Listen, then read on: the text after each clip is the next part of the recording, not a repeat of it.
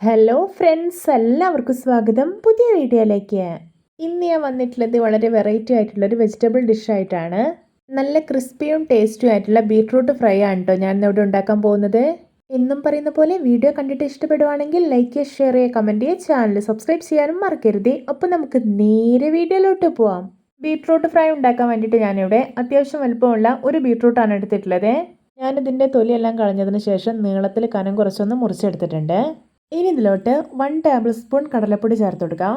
ഇനി നമ്മുടെ beetroot fry നല്ല ക്രിസ്പിയായി കിട്ടാൻ വേണ്ടിയിട്ട് 1 ടേബിൾ സ്പൂൺ അരിപ്പൊടി കൂടെ ചേർത്ത് കൊടുക്കാം.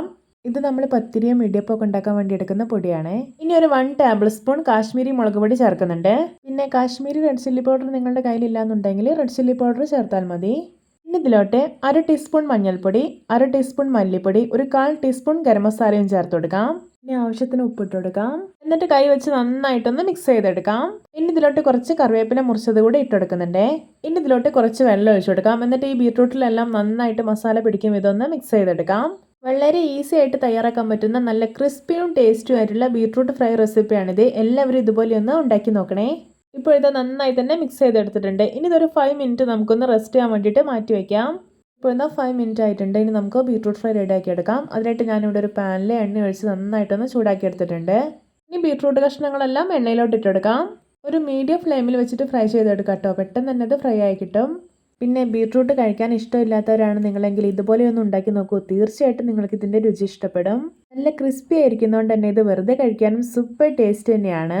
ഇപ്പോൾ ഇതാ ഇതിൻ്റെ ഒരു ഭാഗം എല്ലാം ഒന്ന് മുരിഞ്ഞ് വരുന്നുണ്ട്. ഞാനിതെല്ലാം ഒന്ന് തിരിച്ചിട്ട് കൊടുക്കുകയാണ്. എപ്പോഴും നമ്മൾ ബീട്രൂട്ട് കറി വയ്ക്കുകയും തോരൻ വയ്ക്കുകയൊക്കെ അല്ലേ ചെയ്യുന്നത്. നിങ്ങൾ ഒരു തവണ ഇതുപോലെ ഒന്ന് ഉണ്ടാക്കി നോക്കൂ. കുട്ടികൾക്കും മുതിർന്നവർക്കൊക്കെ ഒരുപോലെ ഇഷ്ടപ്പെടും. ഇപ്പോൾ കണ്ട നമ്മുടെ ബീട്രൂട്ട് എല്ലാം നല്ല പെർഫെക്റ്റ് ആയിട്ട് തന്നെ മുരിഞ്ഞ് കിട്ടിയിട്ടുണ്ട്. ഇനി ഇതിലോട്ട് കുറച്ച് കറിവേപ്പില ഇട്ട് കൊടുക്കാം. എന്നിട്ടൊന്ന് ഇളക്കിയെടുക്കാം. നല്ല ക്രിസ്പി ആയിരിക്കുന്നതുകൊണ്ട് തന്നെ ചോറിനൊപ്പം ഈ ഒരു ബീട്രൂട്ട് ഫ്രൈ കഴിക്കാൻ നല്ല ടേസ്റ്റിയാണ്. ഇപ്പോഴിതാ നമ്മുടെ രുചികരമായിട്ടുള്ള ബീട്രൂട്ട് ഫ്രൈ ഇവിടെ പെർഫെക്റ്റ് ആയിട്ട് റെഡി ആയിട്ടുണ്ട്. ഇതിനെ എണ്ണയിൽ നിന്ന് കോരി മാറ്റാം. മസാലയൊന്നും വിട്ടു പോവാതെ ഒട്ടും എണ്ണ കുടിക്കാതെ അടിപൊളിയായിട്ട് തന്നെ നമ്മുടെ ബീട്രൂട്ട് ഫ്രൈ ഇവിടെ റെഡി ആയിട്ടുണ്ട്. നമ്മുടെയൊക്കെ വീട്ടിൽ എപ്പോഴും ഉണ്ടാകുന്ന വളരെ കുറഞ്ഞ ഇൻഗ്രീഡിയൻസ് ഉപയോഗിച്ചിട്ട് എത്ര സിമ്പിളായിട്ട് നമ്മൾ ഈ ഒരു ടേസ്റ്റി ബീട്രൂട്ട് ഫ്രൈ റെഡി ആക്കി എടുത്തിട്ടില്ലല്ലേ. ഇത് ഉണ്ടാക്കിയപ്പോൾ തന്നെ നല്ല ക്രിസ്മസോടെ കഴിക്കണം കേട്ടോ. അപ്പോഴാണ് നല്ല ടേസ്റ്റ് ഉണ്ടാവുന്നത്.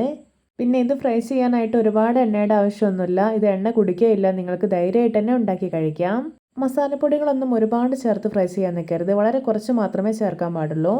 പിന്നെ ഈ ഒരു ബീട്രൂട്ട് ഫ്രൈക്ക് നല്ല എരിവ് വേണമെന്നുണ്ടെങ്കിൽ നിങ്ങൾക്ക് പെപ്പർ പൗഡറും ആഡ് ചെയ്യാവുന്നതാണ്.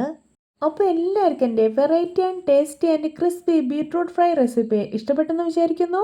ഇഷ്ടപ്പെട്ട ചാനൽ സബ്സ്ക്രൈബ് ചെയ്യുക, സപ്പോർട്ട് ചെയ്യുക. അപ്പോൾ ഇതുപോലെയുള്ള വെറൈറ്റി വീഡിയോകളായി നമുക്ക് വീണ്ടും കണ്ടുമുട്ടാം. Okay, bye bye.